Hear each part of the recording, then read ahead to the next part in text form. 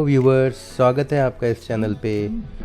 मुझे आज के इस वीडियो के थ्रू मैं आपकी अपनी ऑब्ज़र्वेशन शेयर कर रहा हूँ। मेरी अब तक ऑब्ज़र्वेशन ये रही है कि अभी तक मैंने आपको जो भी 6-7 वीडियोस प्रीवियसली जो बताए हैं उसमें मुझे ये लग रहा था कि मैं आपको कहीं ना कहीं, अगर मुझे मेरे एंड से अगर देखा जाए तो मैं कहीं ना कहीं आपको कंफ्यूज ना कर दूं। इसलिए मैंने इस वीडियो में आपको कुछ ऐसे पॉइंट्स बताने की कोशिश करी है जिससे आपको DDL और DML के बारे में डिफरेंस बिल्कुल क्लियर हो जाएगा। क्योंकि अभी मैंने आपको जो भी प्रीवियस वीडियोस में बताया था कि कैसे आपको वैल्यू इंसर्ट करनी है, कैसे हमें टेबल क्रिएट करनी है और कैसे हमें अपनी वैल्यूज़ अपडेट करनी है, बट मैं चाह रहा हूँ कि मैं आपको इस वीडियो के माध्यम से ये बता दूँ कि डेटा डेफिनेशन लैंग्वेज और अगर हम बात कर रहे हैं डेटा मैनिपुलेशन लैंग्वेज, तो इन दोनों में क्या डिफरेंस है। तो इस वीडियो में सबसे पहले मैं आपको ये चीज़ कवर करूँगा कि DDL के अंदर जब हम बात करते हैं DDL डेटा डेफिनेशन लैंग्वेज, इसके अंदर कौन कौन सी कमांड आती हैं और कौन कौन सी कमांड्स के बेसिस पर हम अपने डेटाबेस को बना सकते हैं। तो यहाँ पर जैसे लिखा है कि in SQL DDL command are use to create and modify the structure of a table.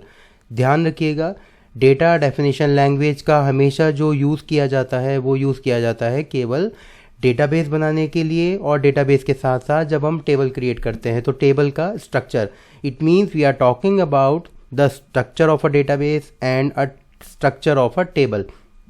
अब हम आगे बढ़ेंगे तो अब हम आगे देख रहे हैं कि these commands are create, drop, alter, truncate and rename. ये कुछ कमांड्स हैं, ये 5 कमांड है, वैसे आपको ये याद रखनी है, create, drop, alter, truncate and rename. इसके थ्रू आप क्या करेंगे, इन सारी कमांड्स का थोड़ा थोड़ा हम डिस्कशन लेंगे। तो चलिए हम सबसे पहले इस कमांड को देखते हैं, क्रिएट टेबल। अब आपको पता ही है कि क्रिएट टेबल कमांड मैंने आपको प्रीवियस वीडियोस में बताई हैं, आपको पता लग गया है कि भाई कैसे इंसर्ट करना है, डेटा कैसे क्रिएट करना है। बस मैं आपको ये बताना चाह रहा हूँ कि DDL के अंदर हम फाइनली कौन कौन सी कमांड को लेके आते हैं। तो DDL के अंदर आती है क्रिएट कमांड, जिसमें हम देख रहे हैं कि यहाँ पर मैंने सिंटैक्स लगाया हुआ है, क्रिएट डेटाबेस, डेटाबेस का नाम, एग्जाम्पल दिया हुआ है इसका, ये आप ऑलरेडी पता ही है कि कैसे डेटाबेस और टेबल हम बनाते हैं, create database and create table. एक तरह से रिवीजन पॉइंट ऑफ व्यू से मैं आपको बता रहा हूँ कि हम कैसे कैसे डेटाबेस और टेबल बना चुके हैं ऑलरेडी। अब अगर आगे बढ़ते हैं इस वीडियो में, अब जैसे कि यहाँ पर मैंने उन स्क्रीनशॉट्स को दोबारा से रिपीट किया हुआ है सो दैट आपका रिवीजन हो जाए, और दैट विल बी बेटर कि आपको पता लग जाए कि अच्छा हम जो काम कर रहे थे वो हम DDL के अंदर कर रहे हैं। ये स्क्रीनशॉट्स लगाए हुए हैं। अब हम आगे बढ़ेंगे। यहाँ पर याद रखिएगा मैंने क्रिएट टेबल के अंदर बताया हुआ है int value by default will be 11 होता है बाय डिफ़ॉल्ट, अदरवाइज आप अपने अकॉर्डिंगली वैल्यू सेट कर सकते हैं। अगर आप वैल्यू नहीं डालते हैं तो उस केस में वो 11 लेगा। अगली कमांड जो होती है ड्रॉप टेबल। ड्रॉप का जो यूज़ है वो है, this command is use to remove an existing table along with its structure from the database.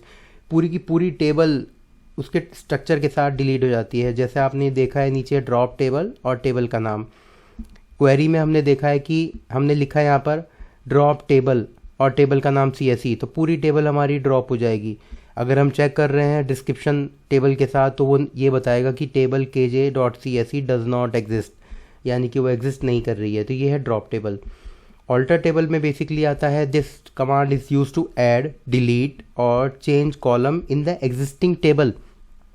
Table के अंदर हमें कॉलम्स ऐड करने हैं, हमें डिलीट करना है कॉलम को और कॉलम को चेंज करना है, तो ये ऑल्टर टेबल यूज़ होती है। यहाँ पर मैंने कुछ सर्टेन एग्जांपल्स दिया हुआ है, जैसे आपको सीरियल नंबर में बनाना है name, address and phone number के कॉलम, तो you can add, rename and drop column with modification. तो ये मैंने कुछ ऑल्टर टेबल्स यहाँ पे, ऑल्टर टेबल के अंदर मैंने कुछ कमांड्स यहाँ पे दी हुई हैं, आप इनको अच्छे से परफॉर्म करके देखेंगे।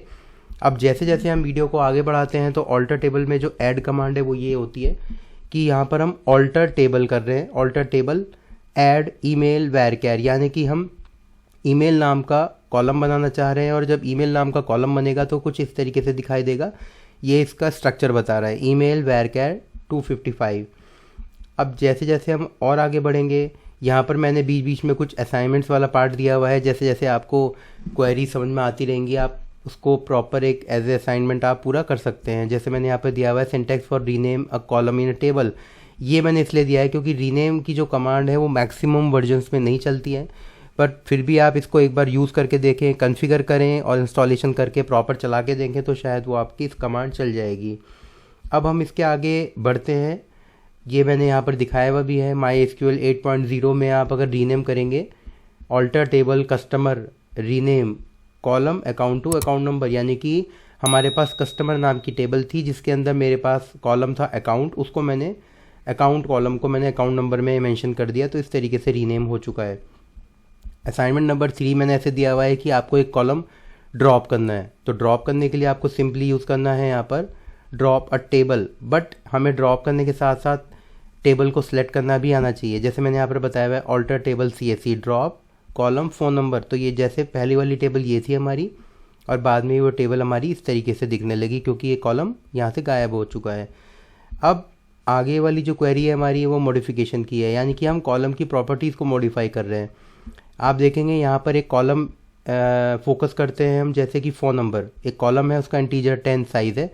मैंने क्या किया यहाँ पर लिखा alter table CSE modify column phone number int 40, यानी कि मैं फ़ोन नंबर के कॉलम का इंटीजर जो है वो 40 कर रहा हूँ, तो ये 40 आ गया।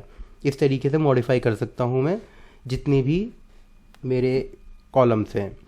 अब जब मैं इसको प्रॉपरली देखता हूँ तो टर्निकेट एक ऐसी कमांड है जो ज़्यादातर स्टूडेंट्स को कंफ्यूज करती है कि सर टर्निकेट और डिलीट में क्या फ़र्क है। बेसिकली टर्निकेट में क्या है, this command is use to remove all rows from the table, ये सारी रोज को डिलीट कर देगा बट स्ट्रक्चर रहेगा, स्ट्रक्चर बना रहेगा, बाकी अंदर का सारा डेटा हमारा डिलीट हो जाएगा। इसका मैंने ये भी बताया है कि जब टेबल यहाँ पर deleted bye tourniquet command is not recoverable, यानी कि अगर आप टर्निकेट के थ्रू अगर आप कोई भी डेटा डिलीट कर रहे हैं तो वो रिकवरेबल नहीं होगा। तो ये मैंने इसका सिंटैक्स यहाँ पे दिखाया हुआ है, आप इसका सिंटैक्स ज़रूर देखें। और इसको सिंटैक्स के बाद अगर हम यूज़ करते हैं टर्निकेट को तो यहाँ पे लिखेंगे टर्निकेट टेबल CSE, तो जैसे ही टर्निकेट किया तो ये सब कुछ नल हो गया, यानी कि हमारा डेटा सारा का सारा डिलीट हो चुका है। तो ये बेसिकली इसमें वैल्यू नहीं थी, तो फिर भी ये ऑब्वियस सी बात है दिखाएगा डेटा, बट यहाँ पर डेटा हमारा डिलीट हो चुका है टर्निकेट के थ्रू। अब ये तो है हमारा एक्चुअली जो हम बात कर रहे हैं टर्निकेट की, इसमें मैंने कुछ चीज़ें आपको ये भी बता के दी हैं कि कैसे हम डेटा को सेलेक्ट कर सकते हैं। तो selection procedure it's very important task, तो ये आपका कंप्लीट DML है जिसमें हम इंसर्शन करते हैं, डेटा को प्रॉपर तरीके से देखते हैं। रीनेम में, अब रीनेम क्या है, बेसिकली रीनेम आप किसी भी टेबल का जो कॉलम है उसको आप रीनेम कर रहे हैं या टेबल का वही रीनेम करना चाहते हैं, तो वो तो हम ऑल्टर के थ्रू देख लेंगे। रीनेम जो भी हम प्रॉपर्टीज़ ऐड ऑन कर रहे हैं, यहाँ पर आप रीनेम टेबल कर रहे हैं, तो रीनेम टेबल के अंदर आप क्या लिखेंगे, rename table CSE to customer science underscore 2, तो ये आपका टेबल रीनेम हो जाएगी पूरी। तो इस तरीके से आप रीनेम जैसी कमांड को भी ईजिली परफॉर्म कर सकते हैं। तो ये मैंने आपको मैक्सिमम DDL की क्वेरीज़ बताई हैं, आप इन क्वेरीज़ को एक बार ज़रूर ट्राई करें। अगर आपको किसी भी क्वेरीज़ में कहीं पे भी डाउट लगे तो आप मुझे कमेंट सेक्शन में ये ज़रूर बताएं कि आपको अभी तक कितनी क्वेरीज़ आपने कर ली हैं और कितनी क्वेरीज़ में आपको डाउट है। सो अगर आपको वीडियो अच्छा लगा हो तो इसको लाइक करें, शेयर करें। So thanks for watching this video.